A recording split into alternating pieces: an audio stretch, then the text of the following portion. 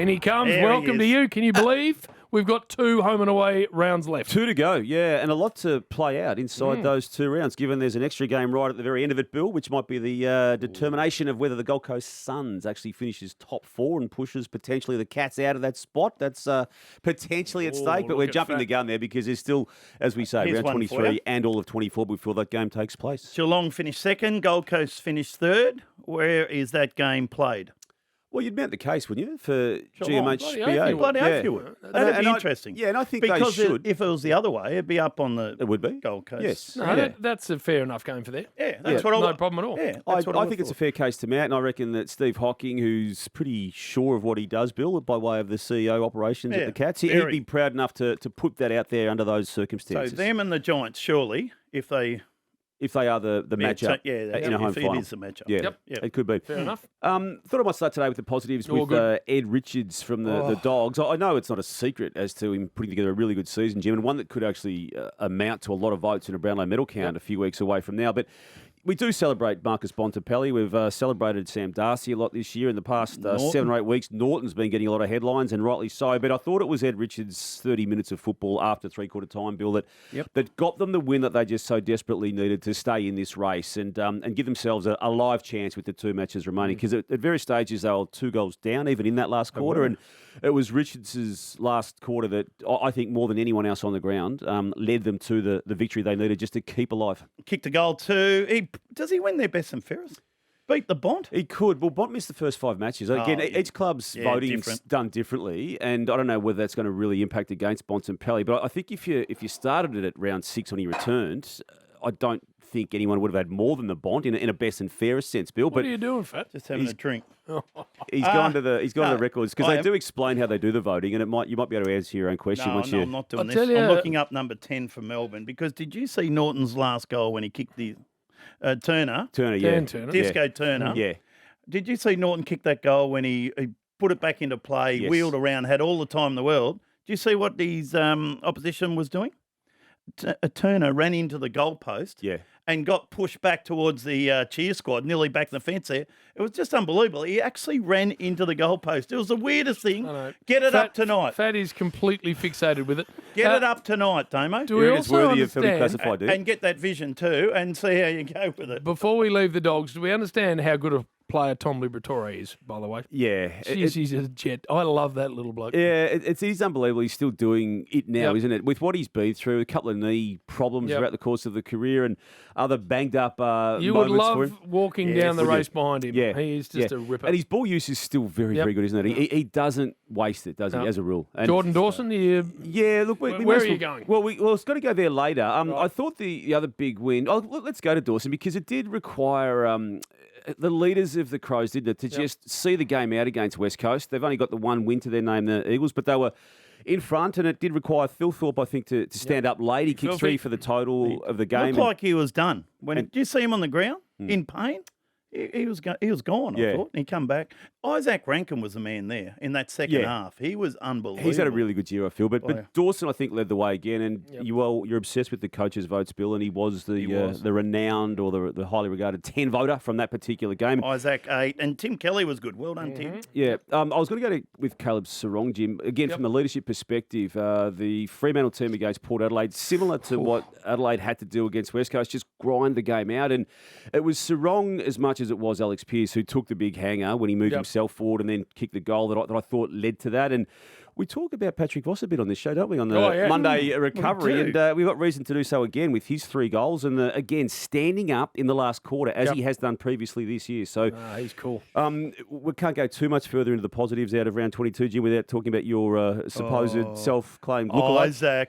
Isaac Heaney. No, superstar. He's the best-looking footballer when he's on fire. Ever. But how well does he play? Takes hangers, kicks goals. He does everything. So 5 goals against Brisbane Lions. It hasn't been as spectacular for him as 2024, but that's due to the team not winning as many matches. But you can mount the case he's almost been more crucial for his team in this season that has been a struggle. He impacts as a midfielder, I think, more than almost any other in the comp because he hits the scoreboard. In big moments, he stands up. He is a freakish footballer. He is. Yeah. And another great player, probably not the looks, Matt Rowell.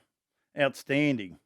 Damo. Yes, he was very good, Bill. I thought he was really good. I love Max King's performance in that game, Bill. Good. 6 goals for the match. He's now got 57 for the year. Ben King. Ben King. Yep. For the Gold Coast Suns against Carlton. And again, a bit similar theme with some of these matches with the teams being referred to here in the positives.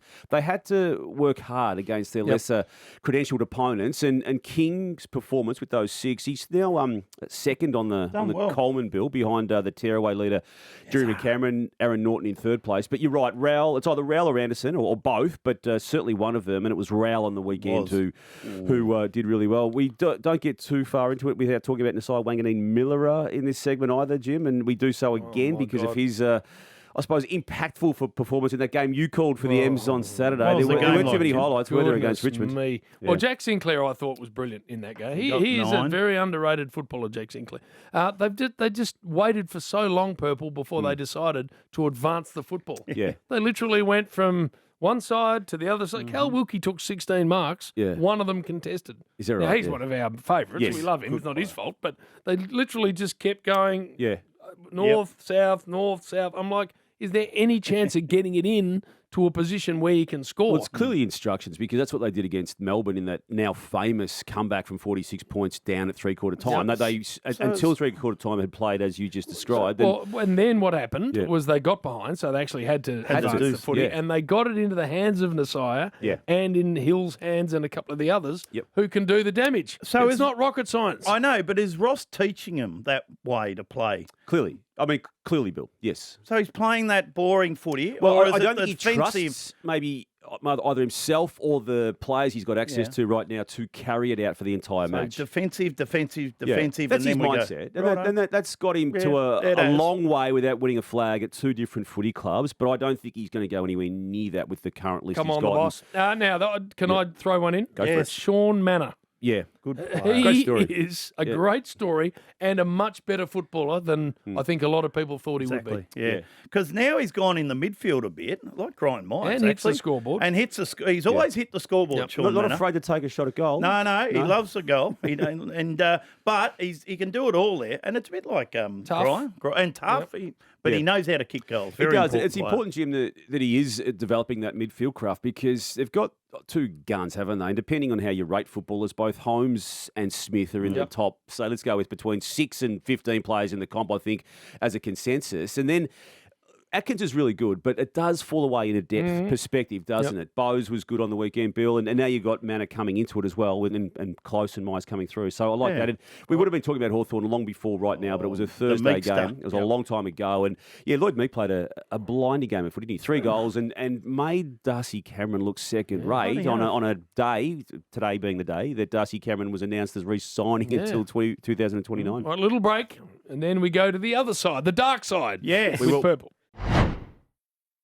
Touch on the Demons. Where's that going, the coaching position there, Purple? Are you hearing anything? Running out of options, aren't they? Because, again, learning as we did after the announcement of the Simon Goodwin exit, Jim, that they did definitely want to go down an experienced path, which they will still attempt to do. And that leaves Nathan Buckley as the prime candidate, given the public commentary in the past 48 hours of both John Longmire and Adam Simpson, who both have basically said they're just not right now ready to contemplate that. I've got a view on that too. I think as premiership coaches, and this happened to Alistair Clarkson ultimately when he was back in the mix to be considered, these guys feel, and I'd say rightly so, they've earned the right to obviously just be offered the job as opposed to being asked to go into a process. And I understand where they're at because you can get politics at play in these events, Bill. And I think these 2 guys, particularly with the premierships that they've both got as coaches, feel that their next job will be one that is just simply offered to them. And maybe that might force a change in the Melbourne situation. I don't have a line of sight on that, Jim. But Buckley clearly wants it, but he's also a person of interest for the Tasmanian team, which is still unknown when it comes to an official licence being granted because of the confusion still down there in Tassie. Should you get carried off if you play 200 games? I think it's okay to get carried off by the club's who you play for. I don't know whether the opposition needs to stand around. I think it goes on a little bit too often these days. Yeah, I think 300. 300. Well, BT says 250 maximum earliest. Yeah, fair enough. And he watches that very closely. He doesn't like children being taken through banners pre-match either, does he? He doesn't want banners out there at all. Just stop at children. What else? He doesn't like children. What else, please, Purple? One more on the positives, just before we do get to the negatives. We mentioned Lloyd Meek before from the Hawthorn perspective. I thought John Newcombe had a really good game too. Just again, Thursday of last week. It's a long time ago now, but he comes in here and he came in here last week, didn't he? Both did. Callum Wilkie come in here, best on ground. And Jai Newcombe, best on ground. And I'm loving Sam Mitchell. Sam Mitchell will just do what he needs to do and will not worry about any commentary around it. But for 2 weeks now that he's had access to those 4 key forwards, Lewis, Deere, Chol and Gunston, he's decided to play them against Adelaide, and they nearly got the points against Adelaide, didn't, and then did so again against Collingwood. It worked really nicely, and I was thinking it was a potentially Bill a horses for courses situation with these 4, but it might just be he's going to take them all the way through as far as they go this year. So I like it. The negatives, I'll start with Brisbane because I'm giving them a massive excuse for what's happening to them. They've got what's the excuse? Well, they've got 8 injuries, Bill, that are seriously talented footballers, and specifically out of the weekend just gone when they lost to the Swans by 2 points. They had 4 players who were absent from last year's premiership backline mix. Leicester out with a concussion. Ainsworth's out for the year. Payne is out for the year. Starcevic came out. Payne's their full-back or centre-half-back, whichever one you want to put on that. And Starcevic came out late. So that's 4 out of the 6, Bill. You know the way structures work at footy club. Lockie Neal, the 2 times Brownlow medalist, was out for that game and won't be playing again in the home and away season. He's got a quad injury, which just needs to be carefully managed right now. You've also got Keenan Coleman, who got votes in the Norm Smith medal in 2023. He hasn't played for 2 years. I get that, Bill, but he's an elite talent. Why don't you throw in Danaher? Well, Danaher's not on the list anymore, Bill, but he is obviously not there. And Link McCarthy, who I think if he was still fit without recovering from an ACL, he hasn't played for a year, Bill. Yeah, so he would filthy it up at you. Good, I like it when he does too. 8 injuries, I think that's enough. But look, they lost to Gold Coast, responded well against Collingwood, and then lost to Sydney on the weekend. Big games remaining though. Fremantle this week. Fremantle this week over there, and then Hawthorn to finish their season off back at the Gabba. So they've proven under Chris Fagan since they got good in 2019 that they do respond.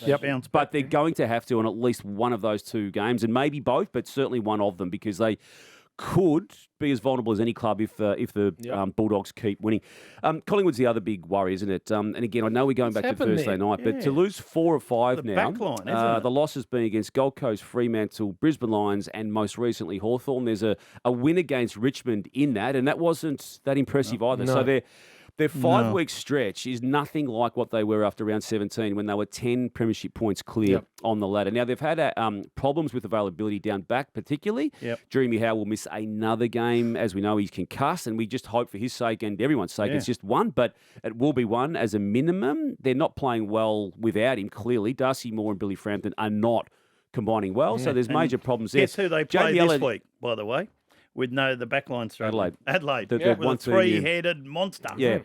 Jamie Elliott's fallen away in that 5-week period. He's not on his own, but I just raise it because he was flying, I think, almost putting himself in an All-Australian conversation territory, but not now. So, I'll bang through a couple of clubs that are just need the season to be finished. North Melbourne against GWS. Again, 4 wins to this point of the season. Essendon, some may say they were really courageous against Geelong. Well, they were. They were okay. They had a go. They've lost 10 in a row now, They've got injuries. You want to give Brisbane an excuse? I'm not convinced, though, even when they get those injured players back, they're going to be much better. That's just my personal take on that. But they had a go. They had a go. They did have a go. I'll give them that. As West Coast did against the Crows, they had a go, but they've got 1 win to their name after 21. He's been good, Jim. 21. Jimby. Oh, and our man who came in here. Oh, yeah, well, Knackers. McCarthy. No, Elijah Hewitt. Yeah, we loved him. But Elijah Hewitt. Who was the Tom McCarthy, the mid-season draftee? He's been good. Say that? He did. Yeah. Well, Tom McCarthy. Actually being spoken to by. But Tom McCarthy, he was outstanding. He's been good because they played him in the back line initially just to ease him into the AFL system, and now he's getting significant touches through the midfield, McCarthy. So that was good. Well done. Melbourne, first game under Troy Chaplin. Again, I'm not the footy expert in this conversation, I'm not going to claim to be, but it was impressive just because of the week they'd had and that they did require the Western Bulldogs to go right to the last minute to win and then retain the game with Sam Darcy's big mark. Richmond had their chances, as you called on Saturday, for the MGM against St Kilda, but they probably let one slip there because I think they had more chances than the Saints when it was all said and done. Carlton, similar to Melbourne, had a week where they had recommitted to their coach, and it was an okay performance against Gold Coast, Bill. They certainly fought it out. Francis Evans? Yeah. Wow. Frankie, good on you, Frankie. Yep. And again, Port Adelaide, just in that category of teams that need the season to just be finished. 8 wins, 13 losses now. The Ken Hinkley tour has been terrible. Yeah. Again, they were good against Fremantle and they challenged them, but you get to the end of round 22, which means they've played 21 matches and they've only won 8 of them. They just need to get through these next 2 weeks and regroup. Worst they've ever finished under Ken. Under Ken right now it is, yeah. In a win-loss perspective. He's always got to the 10 wins as a minimum. Scott Pendlebury's re-signed for 1 more year? Yeah, so he'll get the chance to break the Brent Harvey 4-3-2 games record. And yeah, again, incredible. He hasn't been the worst in this 5-week patch that they're referring to. And Darcy Cameron was the other big signing. Yeah. There was interest in him, genuine interest from him, particularly from the Perth, West Coast specifically. But he's decided to stay. Bill was already contracted for 2026, but has added 3 more years to that. So 3 more. And 3 more. End of 2029. And he's 30, yeah. Righto. Was having a good year until basically 4 or 5 weeks ago, like a lot of his teamates. All right, Purple. Good to see you. Thanks for dropping by. Cheers, boys.